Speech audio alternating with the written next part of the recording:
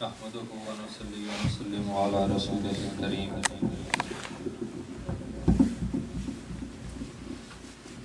أما بعد أعوذ بالله من الشيطان الرجيم بسم الله الرحمن الرحيم ثاني اثنين إذ هما يعرف في الغار صدق الله العظيم. سب نے بیان کا حکم فرمایا. بس یہ میں بات اس لیے نہیں کرنے لگا کہ آج ایک تو یہ بھی میں آپ کو بتا دوں کہ زندگی میں پہلی دفعہ میں لب کشائی کر رہا ہوں.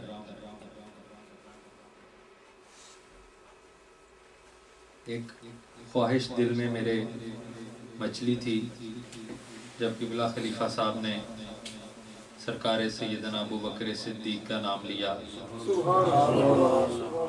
پھر یہ بات آپ کے سامنے دہراؤں گا کہ میں اولاد ہونے کے ناطے سے یہ بات نہیں کر رہا کہ آپ شاید یہ سمجھے کہ میں کوئی تعریفی کلمات جو ہیں وہ سامنے موجود ہیں تو میں آپ کے سامنے کو بڑھا رہا ہوں. آقا کریم علیہ السلام کی حدیث پاک بھی میرے علم میں ہے کہ اگر کوئی آپ کے سامنے کوئی آپ کی تعریف کرتا ہے تو یہ سمجھو کہ وہ ایک گندگی کا بھرا ہوا ٹوکرا آپ کے اوپر پھینک رہا ہے. تو خواہش دل میں مچل رہی تھی لیکن میں یہی سوچ رہا تھا کہ ضرورت نہیں ہے کس طرح عرض کروں. چلو ٹھیک ہے بیٹھتا ہوں چپ کر کے. دل کر رہا تھا کہ کوئی بات آپ کی سماعتوں کی نظر کروں اپنے سلسلے کے بانی سرکار سیدنا ابو بکر صدیق کی. تو چلو کیا کہا تھا کسی نے, دل سے جو بات نکلتی ہے طاقت پرواز رکھتی ہے, طاقت پرواز رکھتی ہے. صرف ایک بات آپ کے سامنے پیش کر کے کہ وہ وقت جب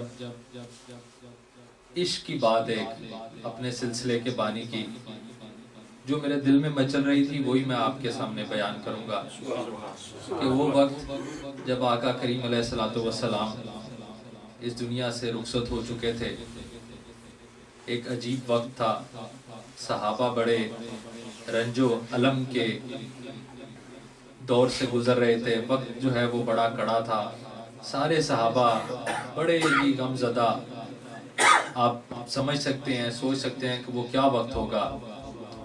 تو کچھ صحابہ جو ہیں وہ انہوں نے آپس میں مشورہ کیا کہ آقا کریم علیہ السلام نے ہماری دنیا کی ظاہری آنکھوں کے سامنے سے اوجھل ہونے سے پہلے صحابہ کی ایک بہت بڑی جماعت کو جہاد کے لیے آپ نے روانہ فرمایا تھا. تو جب صحابہ کے علم میں یہ بات آئی کہ کچھ منافقین جو ہیں وہ مدینہ پاک کے اوپر حملہ کرنے کی سازش کر رہے ہیں, وہ آپس میں کوئی مشورہ کر رہے ہیں, تو وہ سرکار سیدنا ابو بکر صدیق رضی اللہ تعالیٰ عنہ کی بارگاہ میں آپ آئے. تو انہوں نے یہ مشورہ جو ہے وہ سرکار سیدنا ابو بکر صدیق کو دیا کہ ہم نے یہ بات سنی ہے کہ منافقین جو ہیں وہ آپس میں مشورہ کر رہے ہیں. انہیں یہ پتہ لگ گیا ہے کہ آقا کریم علیہ السلام ظاہری طور پر دنیا سے رخصت ہو گئے ہیں. تو وہ مشورہ کر رہے ہیں کہ نعوذ باللہ مدینہ پاک کے اوپر حملہ کریں اور اس کے اوپر جو ہے وہ قبضہ کر لیں. تو ہمارا مشورہ جو ہے یہ آپ کے لیے یہ ہے, آقا کریم علیہ السلام نے آپ کو جو ہے وہ اپنا نائب خلیفہ جو ہے وہ مقرر فرمایا تھا. تو آپ اگر بہتر یہ ہے کہ کوئی پیغام بھیجیں تو جو گروہ جو جہاد کے لیے گیا ہوا ہے آقا کریم علیہ السلام نے جن کو رخصت کیا تھا ان کو آپ واپس بلا لیں کہ خدا نہ خواستہ کوئی حملہ اگر منافقین کرتے ہیں تو ہمارے پاس اتنی افرادی قوت ہو کہ ہم ان کا مقابلہ کر سکیں. جب یہ مشورہ صحابہ پاک نے حضرت ابو بکر صدیق کو دیا, ظاہری صورتحال کچھ اسی قسم کی تھی. منافقین جو ہیں وہ پروگرام بھی بنا رہے تھے. حضرت سیدنا ابو بکر صدیق کے بھی علم میں یہ بات آ چکی تھی.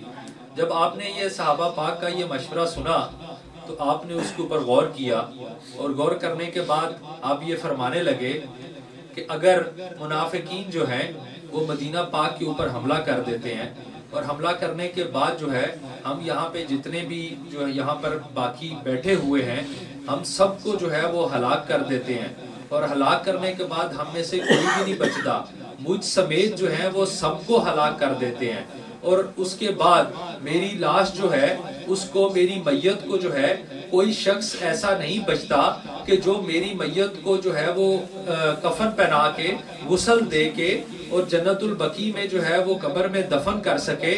تو واللہ مجھے بغیر کفن کے، مجھے بغیر جو ہے وہ کفن کے دنیا سے رخصت ہونا اور قبر میں جو ہے وہ جانا منظور ہے، لیکن میں اپنے آقا کریم علیہ الصلوۃ والسلام کا جو انہوں نے حکم دیا تھا، ان کو بھیجا تھا جہاد کے لیے، میں ان کے حکم کے اوپر کوئی حکم جاری نہیں کر سکتا کہ میں انہیں کہوں کہ ہم واپس آ جائیں۔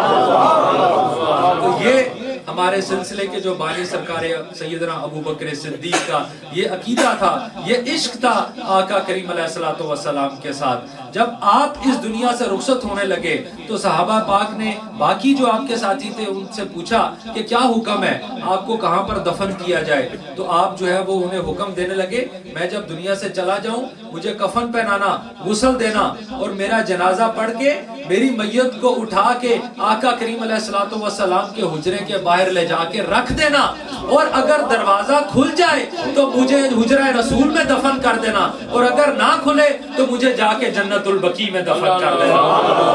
یہ عقیدہ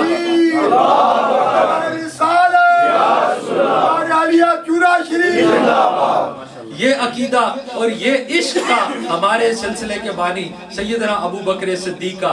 صحابہ نے اسی طرح کیا، جب آپ دنیا سے رخصت ہوئے آپ کی میت کو اٹھایا، جنازہ پڑھا اور جا کے حجرہ رسول کے باہر جو ہے وہ رکھ دیا۔ کچھ لمحوں بعد دروازہ کھلا اور اندر سے صدا آئی کہ حبیب کو اپنے حبیب کے پاس لے آؤ۔